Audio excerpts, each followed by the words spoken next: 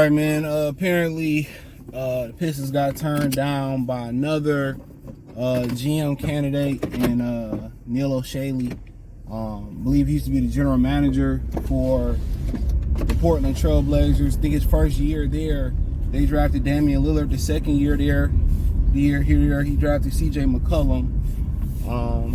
Reportedly, he declined the Detroit Pistons offer for an interview, and you see why the Pistons had to hire a searching firm to find them a candidate. And what they're gonna end up finding is a guy who don't have any experience doing it, or if they find a guy that got experience doing it, they're going to have to overpay him. I talked about Tim Connelly, the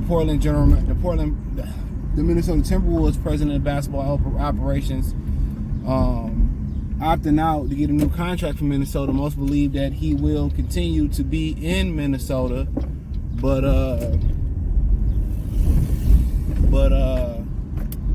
you know, they said that the Pistons can damn near double up his salary from $8 to $15 million. He may consider leaving. Now, is it that the position is so bad? I mean, the actual team is actually healthy. You know, it's actually green. When you start talking about, you know, draft picks, assets, cap room, they're in a really good space. Young talent to trade and move or to develop. The Pistons' issue is workplace toxicity. You had a female lawsuit to one of the employees. You got the head coach having to go to the owner and tell the owner to had the owner tell the head coach to put a player in. You got, you know, you getting micromanaged. You know, like Troy Weaver has, he can't pick his own coach. Ed Stefanowski and all those guys are on some bullshit. You know what I'm saying? They micromanage you. So it's too many just different voices in the organization. The general manager didn't want the head coach. You know what I'm saying? So that's right then and there. That's the issue. So I come in here and I have full control, full autonomy to clear everything out, but I don't have full control because Ed and Aaron Tellerman gonna stop me from doing what I really want to do.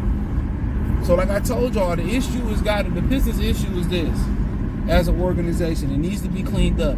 Ed and Aaron need to be gone. Monty and Troy team need to be gone. They bring in somebody else who come in and get them a fresh start. They not like in cap space hell. They not in asset hell. Yeah, they didn't get a fifth. They got the fifth pick. They're the first team in NBA history to go from 1 to 5, and they did it 2 years in a row. And people say, well, they're just punishing the Pistons for being bad. No, that's not what it is. They never liked Detroit. Every time Detroit won a championship, they changed the rules. They won it with Rick Mahorn. What they do? I mean, the first bad boy, Rick Mahorn, took Rick Mahorn off the team, changed the rules, made flagrants, text to protect Michael Jordan. When they won it in 2004, they changed the way they played defense. You couldn't be as physical no more. The NBA got something against small market teams. It's just not a Detroit thing. The only reason they blessed San Antonio is because of Greg Popovich. And I like Greg Popovich, stand-up dude. But that's the only reason they blessed Portland. Let's keep it funky. San Antonio. They don't want Portland, Atlanta, Indiana, you know what I'm saying, Charlotte. They don't want them teams to be good, win shit. That's why they really don't want Minnesota, Oklahoma City Thunder. They want the European finals in the West with Luka versus Jokic. You know what I'm saying? And the NBA players should start their own league.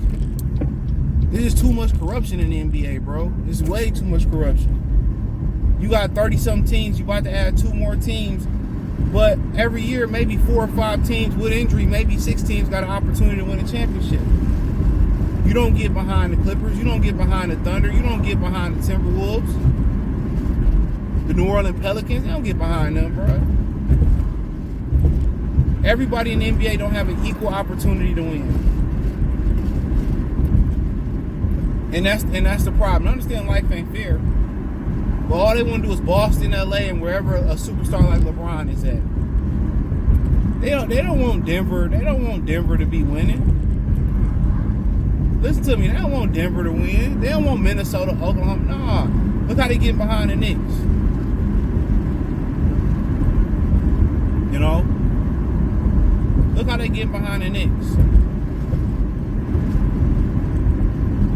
Shit is crazy.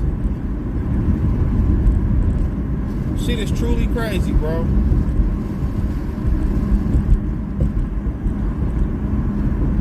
crazy. So with him turning it down, it's just that the organization is just not functioning the way it should. It's too much corruption. Not say corruption. This is too toxic. Too many people in the air. Too much micromanaging. You know, too much overstepping people's boundaries. Owners overstepping their boundaries. The senior leadership, advisors overstepping their boundaries. The coaches overstepping their boundaries. It's organization hell. That's what it is. It's organization hell.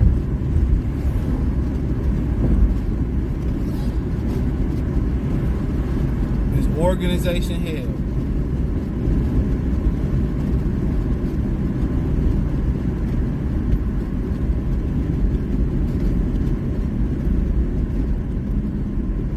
But, you know, it's that song by Nas. What should I do? What should they do?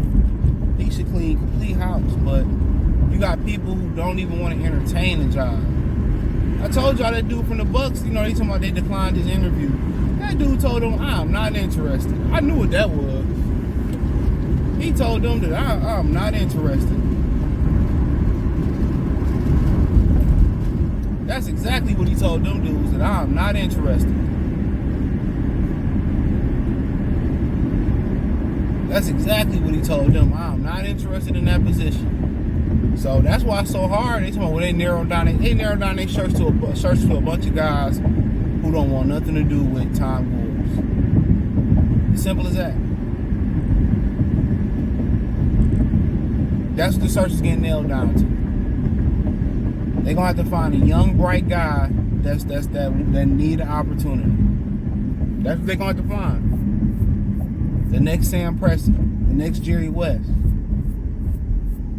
the next Jack McCloskey. That's what they're gonna have to do. Next thing you gonna know, they're gonna be belling. What's his name? Billy King used to run the Sixers. They're gonna be begging him to come out.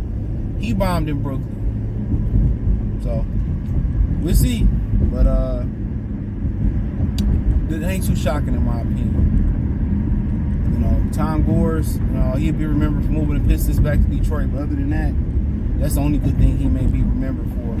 But hey, thumbs up the video, share the video, subscribe to the channel. Check out Detroit Pistons Talk playlist. Hit the link tree. Find me on X, Instagram, Spotify, Anchor, Cash App, Venmo, PayPal. Hit the link tree and find me everywhere. I appreciate everybody supporting the channel. Check out Detroit Pistons Talk playlist. And let me know what you think about what's his name, Neil Olshey, turning down Pistons' opportunity to run the show in Detroit. Is that because you truly can't run the show, or just the reputation of the organization under Tom Gores? Peace.